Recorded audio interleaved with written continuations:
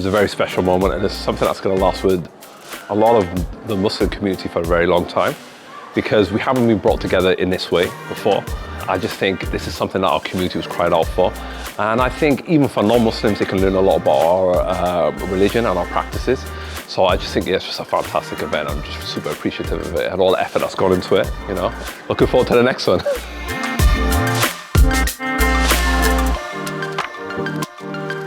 The fact that I'm here amongst my colleagues, amongst my friends, to celebrate this, like, you know, Iftar with all these people is amazing to see, to be honest. Like, I've never had this kind of experience in a workplace before, and to be kind of accepted in my religion and with other people like that, of the same ethnicity and from people of the local community and non-Muslims all together in one building, it's special, it's special. Like, I just, like, genuinely, I can't express how proud I am, how grateful I am.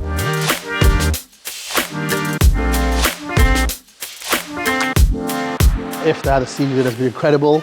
Over 350 people from our community, both Muslim and non-Muslim, have been able to come to the Wales Millennium Centre, break Iftar together, heard some incredible stories about Ramadan, about the Millennium Centre, you know, becoming even more accessible to our local communities.